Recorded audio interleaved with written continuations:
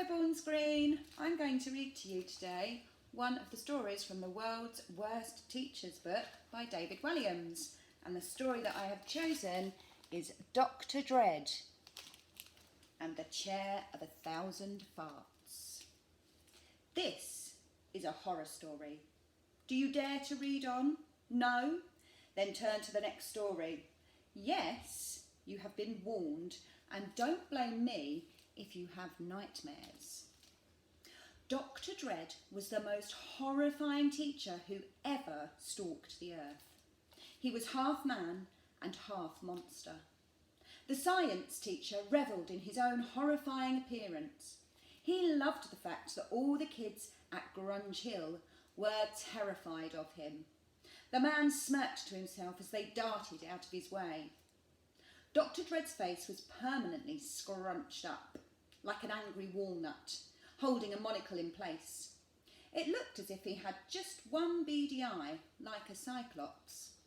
He had long ginger sideburns, or mutton chops, creeping all the way down to his chin. Ginger hair exploded from his nose and ears like wildfire. His teeth were long and pointed like fangs. His nose was a wonderland for warts. He always wore the same white laboratory coat, except this white laboratory coat had not been white for centuries, as he had never, ever washed it. It was so thick with grime and grease, it was actually a deep shade of brown. There were so many stains on it. Egg, brown sauce, blood, cream cheese, custard, snot, spaghetti sauce, drool, marmalade and lard. That if you dipped it in boiling water, you could have made soup. Dr. Dread had sandals on his feet so he could show off his terrifying toes. They were a sight that would give you a fright, with their long claw-like nails, open sores and rancid foot cheese. When Dr. Dread marked your homework, it would be returned with all sorts of nasties stuck to it. Snot, drool, dandruff, nasal hair, fingernail grot, foot cheese, earwax, pus, a wart, a broken tooth, something purple that, despite being sent to the laboratory for tests, no one knew what it was. So far, so monstrous. But I haven't even told you the most horrifying thing about Dr. Dread yet. His bottom burps. Poofed! He blew off all the time. His trumps were so frequent, they might as well have been continuous. There was less time when Dr. Dread wasn't passing wind than when he was. The slightest movement was enough to make the teacher release his poisonous gas. Sitting down, getting up, bending over, straightening up, coughing, sneezing, throwing, catching, scratching an itch, breathing, blinking, thinking. Dr. Dread's parts were so strong that they were actually visible. A trail of bubbles followed him around the school. His chair in the science room was known as the Chair of 1,000 Farts. Since Dread sat there for hours at a time, releasing cubic metre after cubic metre of bottom gas, the chair was highly toxic. Once, as a dare, a girl put her nose right up against the seat of the chair. Immediately she passed out to the floor, thud. When she couldn't be revived, an ambulance was called. Nee-naw, nee-naw. The girl was rushed to hospital, where she was kept in isolation ward for a week. Months later, the girl returned to the school, but she was never the same again. During lessons, she just sat at the back of the class, staring forward, silently rocking, a look of unspeakable horror in her eyes. So, if one of the pupils in Dr. Dread's science class did anything wrong, he had the perfect punishment. He would make them sit in his chair of 1,000 farts. No, no, the child would cry, not the chair of 1,000 farts, anything but that. Dr. Dread would grin, baring his fangs. Yes, boy, come here, he would say, beckoning as he rose up out of his chair. of course leaving one last brown bubble behind. The child would then be led to the chair and ordered to sit. Reluctantly they would. The entire class would look on at Dread's poor victim, feeling the bottom blurb slowly engulf them. "Oh!" they would scream as Dr. Jed let out an evil cackle. "Wah ha ha ha! Right, who else dares to talk in my lesson?" There would be silence. One day a boy arrived at Grunge Hill who would become the teacher's greatest foe, a boy so gruesome he made Dr. Dread look like a beautiful princess. You might think that would be impossible, but you'd be wrong. This is because you have not met Bog. Bog was a boy who looked like he'd risen from a swamp rather than being born. No one knew if Bog was his real name or not, but it was certainly apt. Like a bog, he was damp and muddy. He had worms in his pockets, twigs and leaves in his hair, and moss growing out of his ears. When the boy walked, there was the sound of squelching. Squelch, squelch, squelch. Not only was he gruesome to look at, but Bog was bad too. Immediately he became known as the baddest boy in school. Bog never ever did his homework. His excuse? "I ate it," which was true. When the teacher became angry, Bog would snort with laughter. Snort, snort, snort, snort. He swiped all the loo rolls from every toilet in the school. Then he wrapped the history teacher, Mr. Obsolete, in it while he was snoozing so he looked like an Egyptian mummy. Next, he pinched books from the library and tore out all the pages to wipe his bottom, even though he never normally even wiped his bottom. He put the wiggliest, waggliest worms inside the girls' shoes when they were playing netball outside. When they slipped their feet back into them, they were horrified. "Ugh, yuck, no!" Ha ha ha ha. He let the air out of all the footballs and replaced it with his own bottom burps, so every time someone kicked the ball, a stink came out. He snotted on the floor just outside the boys' toilets until he created a big pool. Then he hid behind the lockers and watched as boy after boy slipped over on their bottoms. Slide, oof, ha ha ha. He started a snowball fight with mashed potato in the dining hall. Bog made sure every kid got hit with a mash ball right in the face. Split, splat, splot, ha ha ha. He nicked a pot of purple paint from the art room. He then painted his bottom purple and covered the walls in bum prints. Splat, snort, snort, snort. He dropped a slippery, slappery, sluppery slug down the back of the head boy's shirt. He tricked some younger kids into swallowing live tadpoles by telling them they were yummy chocolate balls. Ugh, I want my mummy! Boo-hoo-hoo, ha ha ha.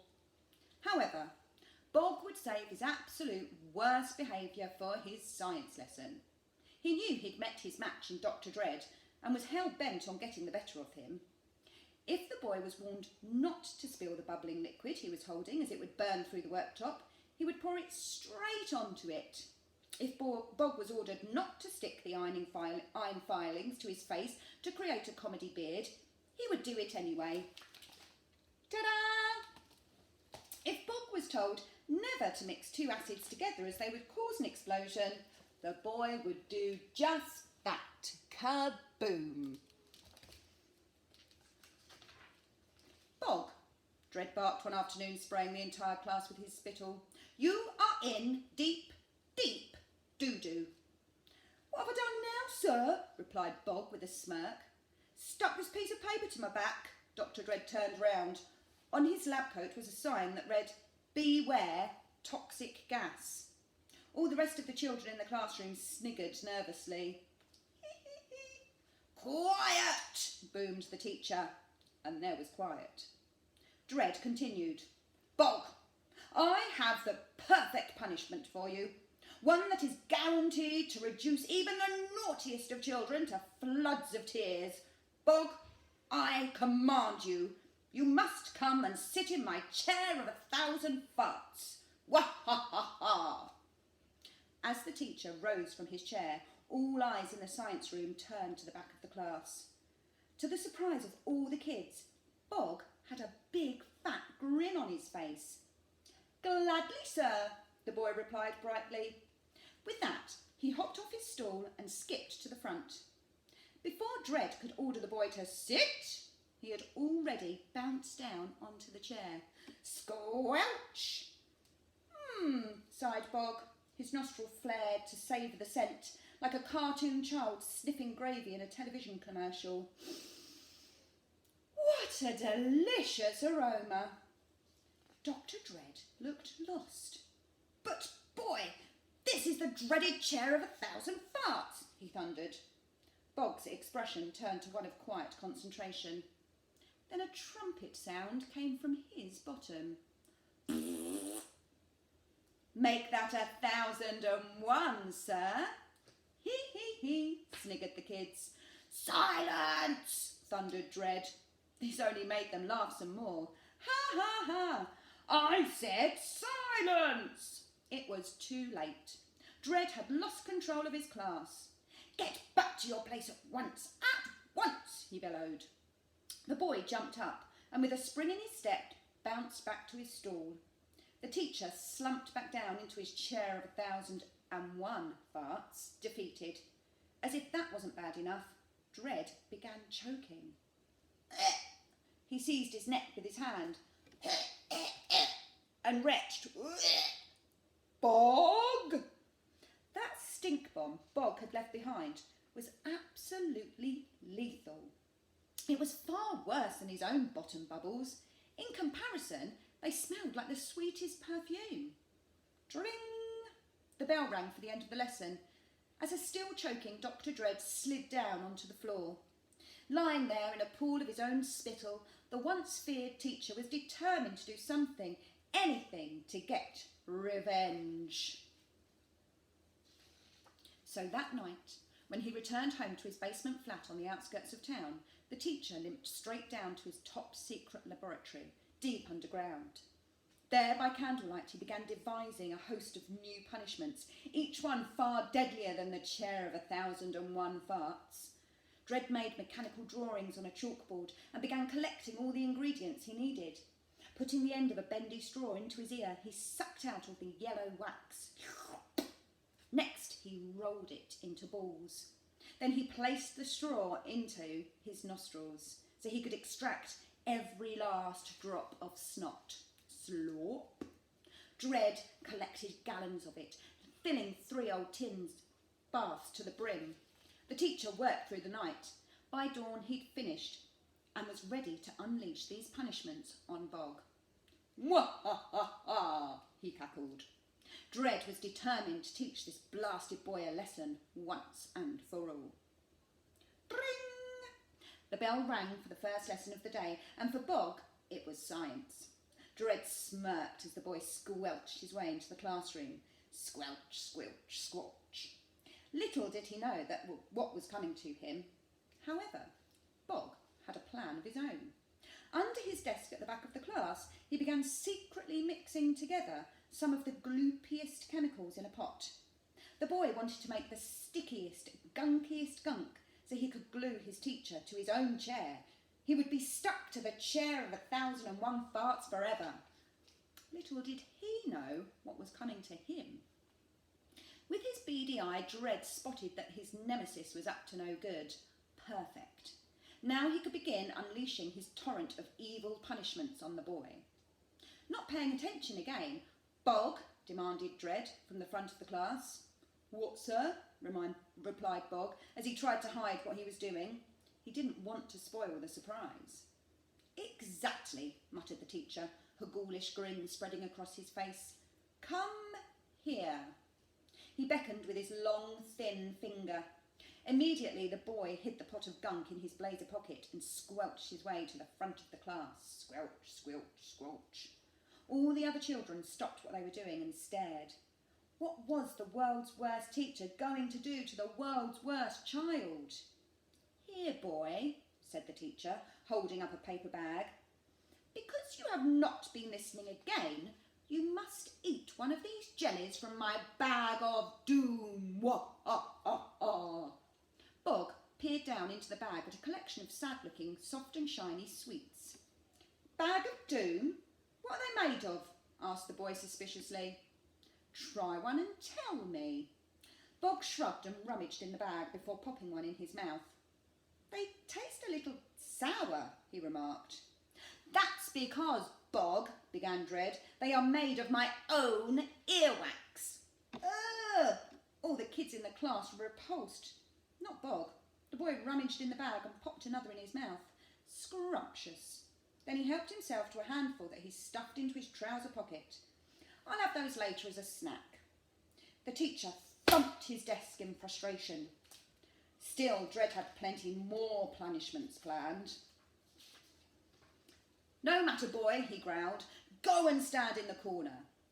Bog did as he was told. "I do hope it doesn't snow," announced the teacher. "Snow? Inside, sir." "Yes, inside. As you come face to face with the bucket of misfortune. Mwah-ha-ha." The man pulled a cord on the wall, which emptied a rusty old bucket concealed overhead. A blizzard swirled down from above. Wah! In no time, the boy was completely covered from head to toe in flecks of white. He looked like the abominable snowman. "I love snow, sir," exclaimed Bob. He stuck out his tongue to sample some. "It doesn't taste like snow, though." "That is because it's made from my own dandruff." "Yuck," went all the kids in the class. "Oh, good, I need some spare dandruff. I'd all but run out." With that, Bob began picking up handfuls of the stuff and pouring it all over his head and shoulders. "Fantastic. Thanks, sir." The teacher stamped his foot in frustration. Stomp, stomp, stomp. "If the bag of doom and the bucket of misfortune have not brought you to your knees, then this certainly will. It is the hose of horror. Wah-ha-ha-ha." With that, Dred lifted up a hose that was connected to a huge cylinder concealed behind his desk. The teacher turned the nozzle and shot a torrent of slime straight at Bog. Splurt! In seconds, the boy was covered from head to toe in a greeny, browny, yellowy sludge. It was mainly snot, but goodness knows what else the bad doctor had added to the mix. All the kids screamed and leapt up from their desks in disgust. "Oh!" The slime was soaking them too, and what's more, it stank.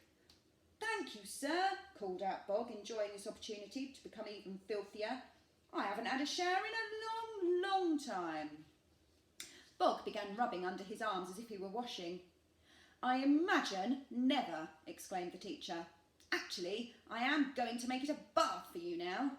Dred spun the nozzle and the gunge splurged out at an alarming rate. As all the other pupils rushed to the door to escape, the gunge was filling up the science room. "Get out! Help! I think we need to call Ofsted."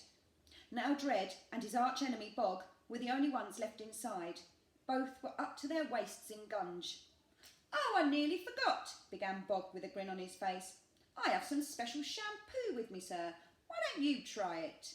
With that, he reached into his blazer pocket and pulled out the pot of sticky, stucky, gluey glue. Dred smelled a rat. This was a trap. "That doesn't look like shampoo. Give it to me, boy." The teacher went to snatch it, but there was a struggle. "It's mine, sir." "I said give it to me." Their heads clonked together, clunk, and the gloop ended up splashing all over both of them. Splosh. "Oh no!" exclaimed Bog, trying to waggle his head. "What?" "I think we're stuck together." Their heads had clonked together, but now they wouldn't unclonk. "It's not shampoo, sir." "I guessed that." "It's the world's most super-duper-wooper glue." "I highly doubt an ignoramus like you would be capable of inventing such a thing," declared Dred. Using all his might, the teacher tried to free himself. But it was no use. Dring! The bell for the end of the lesson. "Bog!" barked the teacher. "Yes, sir," replied the boy. "Stay behind." "I don't think I have much choice, sir, do I?" Oh, no. Indeed he didn't. "Globule of earwax?" asked Bog, rummaging in his pocket for the bag of doom. "I don't mind if I do." The two sucked on the yellow sweets. The glue was so strong that the pair were now stuck to each other forever. So whenever the one of them was trying to eat lunch in the dining hall, play football in the playground, dig for worms, conduct a dangerous experiment, write a chemical formula on the board, play the back of a panto, horse in the school Christmas show, run home for the bus, or of course, release a bubble bomb. They had to do it together. I hope you enjoyed listening to my story. I'll read you another one again soon. Bye.